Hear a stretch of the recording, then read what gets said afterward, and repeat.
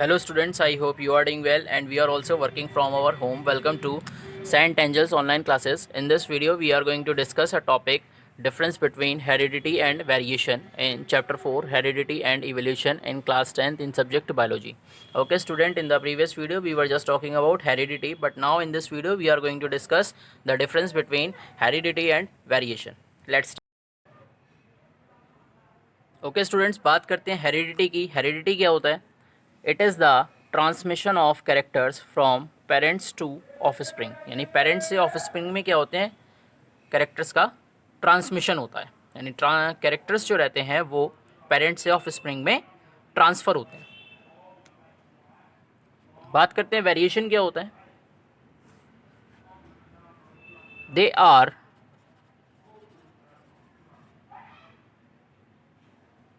differences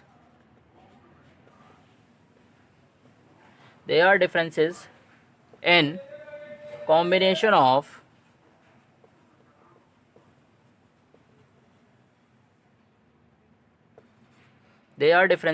combination of traits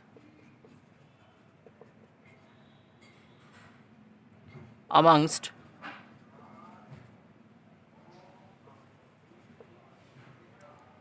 members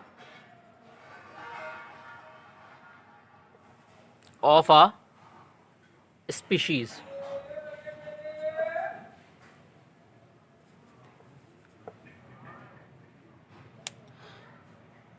बात करते हैं वेरिएशंस की. वेरिएशन क्या होता है?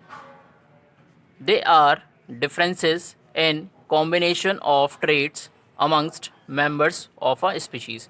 यानी कहने का मतलब ये होता है कि वेरिएशन मीन्स होता है डिफरेंसेस. यानी कहने का मतलब एक ही स्पीशीज़ के जो मेंबर्स होते हैं उनमें क्या होता है? डिफरेंसेस क्रिएट होते हैं. वो डिफरेंसेस आपके हाइट के बेस पर भी हो सकते हैं, कलर ऑफ हेयर पर भी हो सकते हैं, स्किन के कलर पर भी डिफरेंस हो सकता है, ईयर लोब पर भी डिफरेंस हो सकता है. These are called variations. Now, the second point is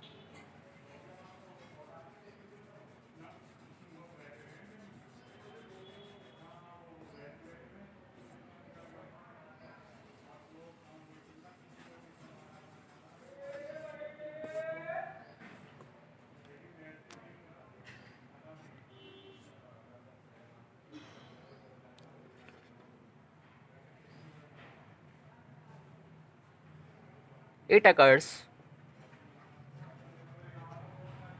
due to passage of chromosomes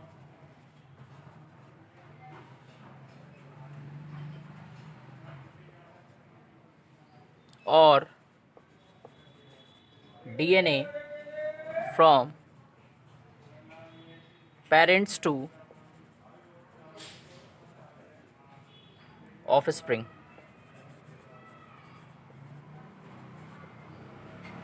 It occurs due to passage of chromosomes or DNA from parents to offspring. यानी कहने का मतलब जो हेरिडिटी होती है इट अकर्स ड्यू टू, ये होती है due to passage of chromosomes. यानी क्रोमोसोम्स के पैसेज और जो डीएनए पास होता है. यानी क्रोमोसोम्स के जो पैसेज होता है, यानी कहने का मतलब जो क्रोमोसोम्स जो पास होते हैं एक जनरेशन से दूसरी जनरेशन में, और जो क्रोमोसोम्स कहाँ प्रेजेंट होते हैं वो होते हैं डीएनए में. यानी डीऑक्सी राइबो न्यूक्लिक एसिड में क्या होते हैं? आपके क्रोमोसोम्स प्रेजेंट होते हैं. यानी जो डीएनए होता है जब पेरेंट्स ऑफ स्प्रिंग में जाता है तो हेरिडिटी क्या होती है? ट्रांसफ़र होती है. यानी कि जो पेरेंट्स के जो कैरेक्टरिस्टिक्स होती हैं वो पेरेंट्स से चिल्ड्रन में ट्रांसफ़र होती है.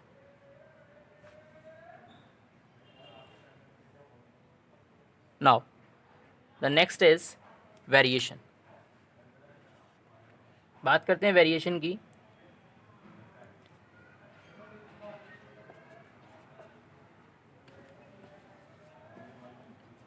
They are caused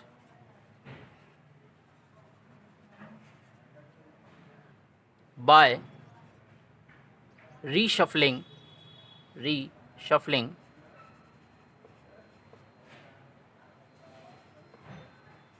they are caused by reshuffling of genes.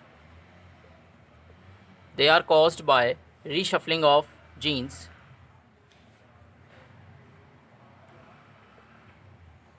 mutations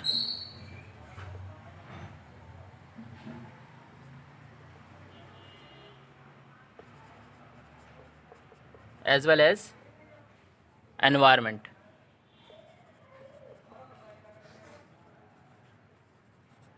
as well as environment. कहने का मतलब ये हुआ कि they are caused by reshuffling of genes, यानी कि जीन्स की रीशफलिंग से क्या होते हैं, वेरिएशंस क्रिएट होते हैं। म्यूटेशन से क्या होते हैं, वेरिएशंस क्रिएट होते हैं। बात करते हैं म्यूटेशन क्या होता है। म्यूटेशन का मतलब होता है sudden inheritable variation develop due to changes in genetic material, यानी जब जेनेटिक मटेरियल में चेंजेस होते हैं तो इनहेरिटेड वेरिएशंस क्या होते हैं, क्रिएट होते हैं। It is called mutations.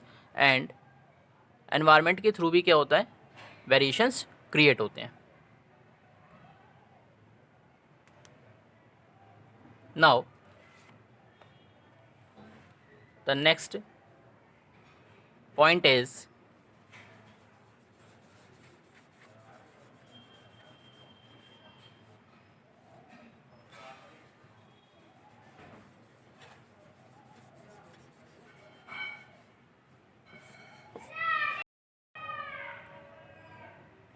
okay students, the next point is it keeps the identity of population intact, यानी ये जो हेरिडिटी होती है वो पॉपुलेशन की आइडेंटिटी को क्या रखती है, इंटैक्ट करके रखती है। इंटैक्ट मीन्स होता है बरकरार करके रखती है, यानी कहने का मतलब it keeps identity of population intact, ये पॉपुलेशन की आइडेंटिटी को क्या करती है, बरकरार करके रखती है।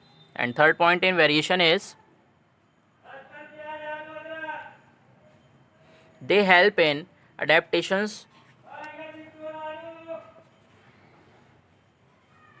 they help in adaptations they help in adaptations to changing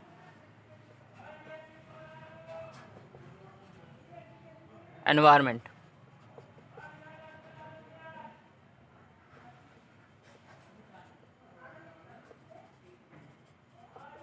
as well as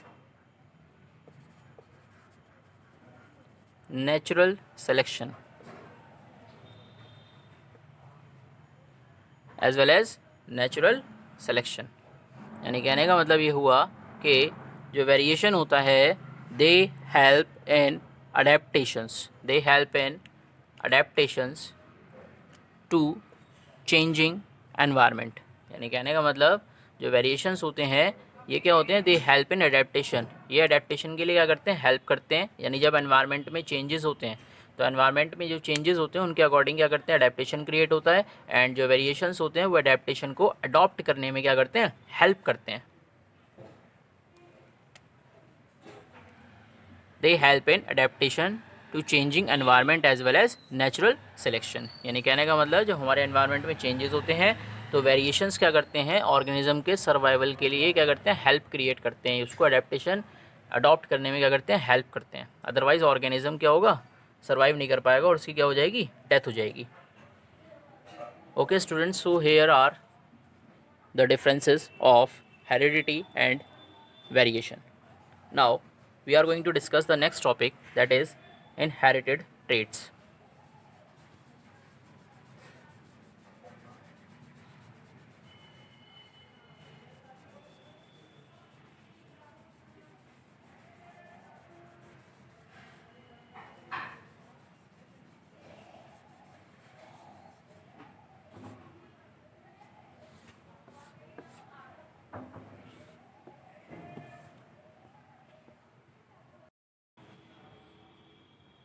okay students, अब बात करते हैं नेक्स्ट टॉपिक की, and the next topic is inherited traits.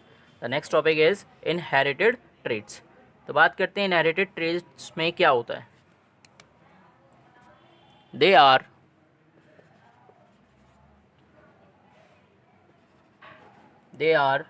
those traits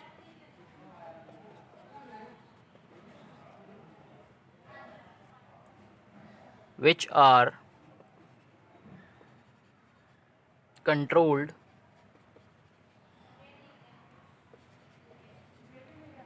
by genetic material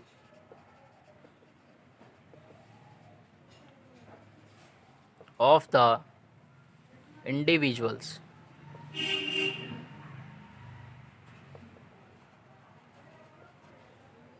and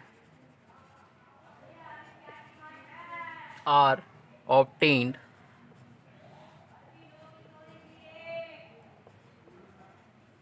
from the parents in inheritance। बात करते हैं inherited trades क्या होते हैं। इनहेरिटेड ट्रेड्स का मतलब होता है दे आर दोज ट्रेड्स, ये क्या होते हैं, ये वो ट्रेड्स होते हैं which are controlled by genetic material, जिसे क्या करते हैं, जेनेटिक मटेरियल कंट्रोल करते हैं ऑफ द इंडिविजुअल, यानी कि इंडिविजुअल का मतलब जो हमारे ऑर्गेनिजम्स होते हैं इंडिविजुअली जो उनमें जेनेटिक मटेरियल प्रेजेंट होता है, वो जेनेटिक मटेरियल क्या करता है, इनहेरिटेड ट्रेड्स को कंट्रोल करता है।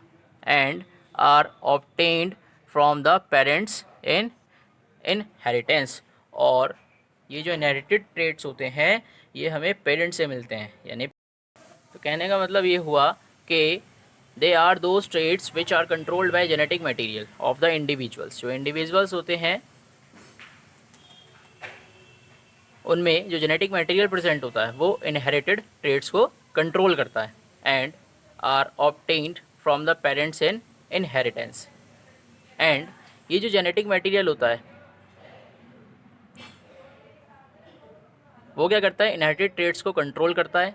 एंड ये इनहेरिटेड ट्रेड्स पेरेंट्स से ऑफ स्प्रिंग्स में ट्रांसफ़र होते हैं, यानी पेरेंट्स से ऑफ स्प्रिंग्स में ये इनहेरिटेड ट्रेड्स ट्रांसफ़र होते हैं। नाउ अब आगे बात करते हैं इसमें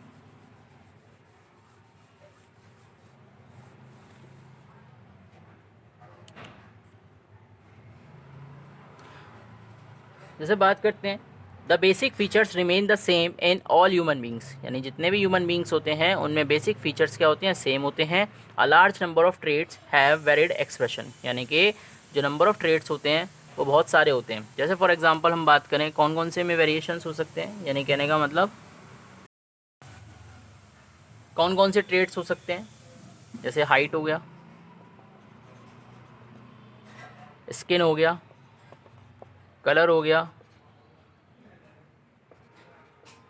आई हो गया, आई कलर हो गया, जैसे आई कलर हो गया,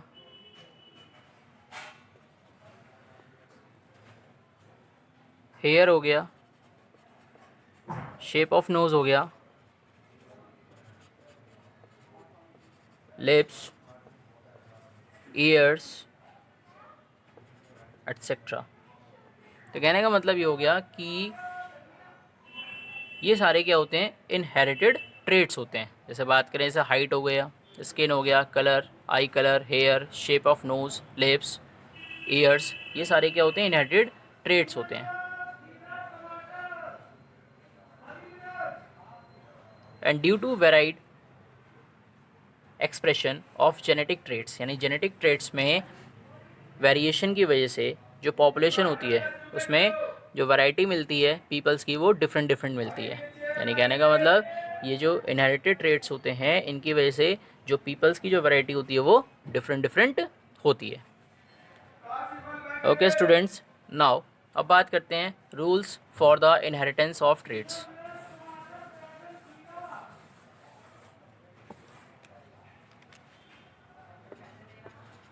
rules for the inheritance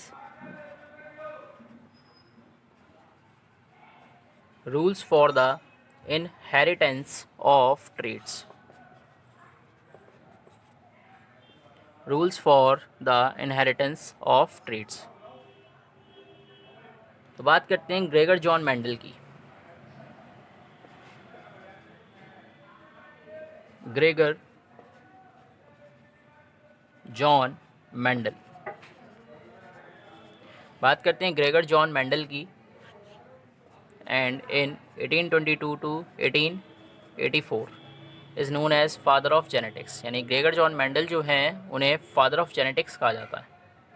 and he discovered the mechanism of transmission of characters from one generation to the next, यानी एक जनरेशन से नेक्स्ट जनरेशन में जो कैरेक्टर्स का जो ट्रांसमिशन होता है उसके मैकेनिज़्म को इन्होंने एक्सप्लेन किया था। नाउ अब बात करते हैं इन्होंने करा क्या था। इन 1856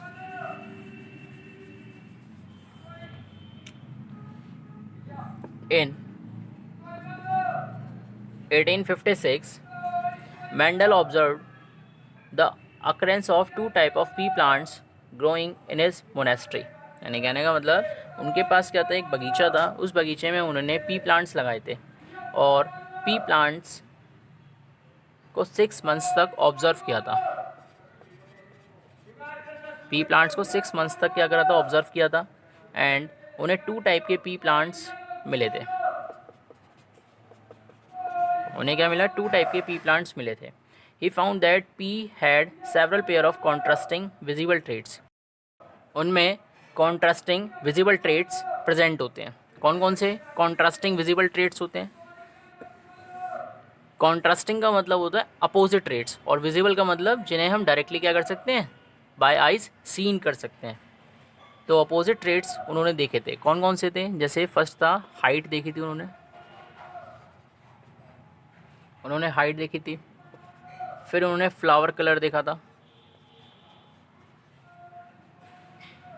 फिर उन्होंने फ्लावर पोजीशन देखी थी।